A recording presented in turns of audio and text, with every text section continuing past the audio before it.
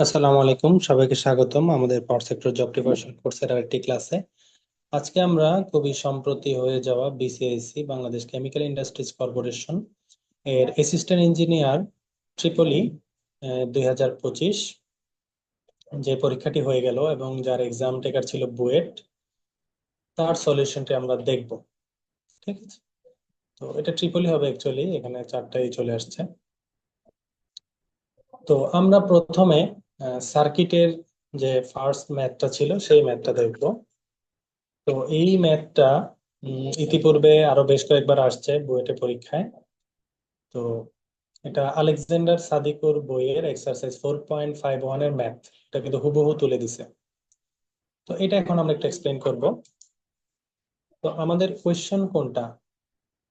এখানে আমাদের কোয়েশ্চেন হচ্ছে এই উপরের পার্ট। ঠিক আছে, তো এখানে দেখো বলা হচ্ছে একটা সার্কিট তোমাকে দেওয়া আছে, এই সার্কিটে দুইটা সোর্স, একটা ভোল্টেজ সোর্স একটা কারেন্ট সোর্স, আর বাকি সবই রেজিস্ট্যান্স। এবং বলা হচ্ছে এই I1 আর I2 বের করতে। ঠিক আছে, তো I1টা কোথায়, অর্থাৎ 3 ওহমের মধ্য দিয়ে কত কারেন্ট যাচ্ছে সেটা বের করতে বলছে, আর 4 ওহমের মধ্য দিয়ে কত কারেন্ট যাচ্ছে সেটা বের করতে বলছে। তো এটা সলিউশন করার জন্য আমরা প্রথমে কি করব, আমরা প্রথমে এই সার্কিটটাকে আবার এঁকে নেব।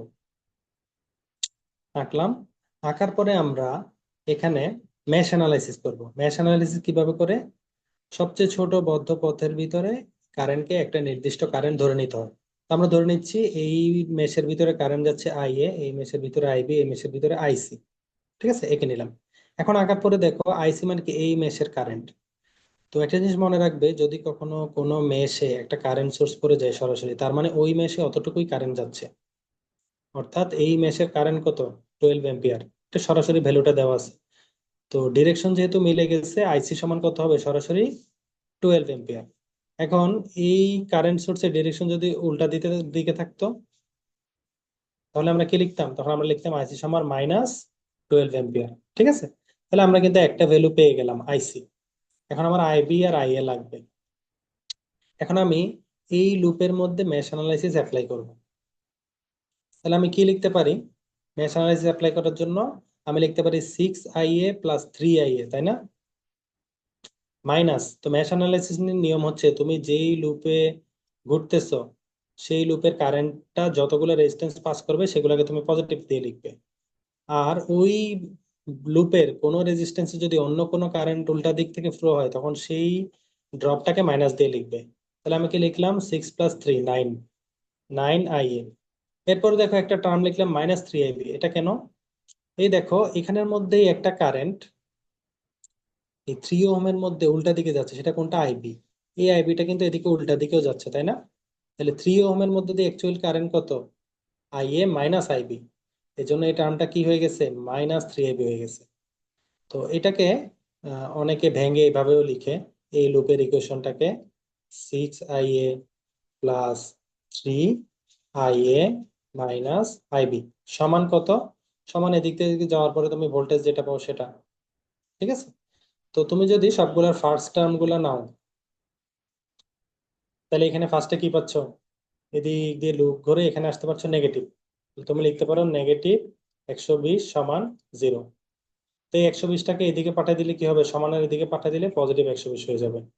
তো এই ইকুয়েশনটাকে শর্টকাটে এভাবে লেখা যায়। ঠিক আছে, তাহলে আমরা কি লিখতে পারি? 6 + 3IA - 3IB সমান 120। আচ্ছা, আমরা লিখলাম। তো এখন এখান থেকে আমরা কি পাইলাম? 9IA - 3IB সমান 120। এটা আমার একটা ইকুয়েশন। তারপরে আমি আমার যে পরবর্তী লুপ আছে, এই লুপ এখানে আমি অ্যাপ্লাই করব। ঠিক আছে, KVL অ্যাপ্লাই করবো। তাহলে কত? 3 2 4, 3 + 2 + 4 IB, 3 + 2 + 4 IB মাইনাস, এর মধ্যে উল্টা কারেন্ট যাচ্ছে কোন দিকে? 4-এর ভিতর দিয়ে কারেন্ট যাচ্ছে IC, তাই না? উল্টা দিক থেকে। উল্টা দিক বলতে আমি কি বুঝাচ্ছি? অর্থাৎ IBটা 4 ওহমের ভিতরে এইভাবে ঢুকতেছে, তাই না? কিন্তু ICটা 4 ওহমে কি তার উল্টা ভাবে যাচ্ছে। ঠিকই কিভাবে? 3 ওহমের মধ্যে IB এভাবে যাচ্ছে, কিন্তু IA তার উল্টা ভাবে যাচ্ছে, তাই না? তাহলে আমরা কি লিখতে পারি? এই লুপ থেকে লিখতে পারি 3 + 2 + 4 IB মাইনাস, কত হবে? মাইনাস আমরা লিখতে পারি কি? 4 IC। তাই না? 4 আইসি, এখন আইসির মান তো আমি জানি 12, আগে বের করে ফেলছি। তাইলে 4 × 12 -4 × 12, আর এই 3 ওহমের মধ্যে দিয়ে কত যাচ্ছে? আই এ কারেন্ট যাচ্ছে উল্টা দিকে, এই জন্য -3 IA সমান কত? 0। তো এটাকে আমরা ইজি করি। ইজি করলে কি হবে? 3 এ 2 এ 5, 5 এ 4 এ 9, ঠিক আছে, 9 IB। আর আই এ কত? -3 IA সমান কত? 4 × 12 = 48। এই 48টা যদি আমি সমানের ওইদিকে পাঠিয়ে দিই কি হবে? মাইনাসটা প্লাস হয়ে যাবে, ঠিক আছে। তাহলে আমি ফাইনালি কি পেয়ে গেলাম? আমার সেকেন্ড যে ইকুয়েশন, সেটা আমি পেয়ে গেলাম, দুইটা ইকুয়েশন। দেখো এই দুইটা ইকুয়েশনে দুইটা জিনিস অজানা, আই এ আই বি। তাহলে এই দুইটা আমরা যদি ক্যালকুলেটর দিয়ে সলভ করি, ইকুয়েশন সলভার দিয়ে, তাহলে আমরা কি পেয়ে যাব? তাহলে আমরা আই এ আর আইবির মান পেয়ে যাবো, আর আইসির মান তো শুরুতেই পেলাম। তাহলে আই এ আইবি আইসি আমরা পেয়ে গেলাম। এখন আমাদের কি লাগবে? I1 লাগবে। এখন তুমি দেখো এদের মধ্যে সম্পর্ক কি? আই ওয়ান মানে কি? এদিকে নিচের দিকে যে কারেন্ট যাচ্ছে সেটা তোমার কাছে জানতে চাওছে, তাই না? তাহলে নিচে যাচ্ছে কত? আই এ, আর উপরে যাচ্ছে আইবি। তাহলে আই ওয়ান মানে কি হবে? I A minus I B. তাহলে আমার অ্যাকচুয়ালি কোন কারেন্টটা লাগবে?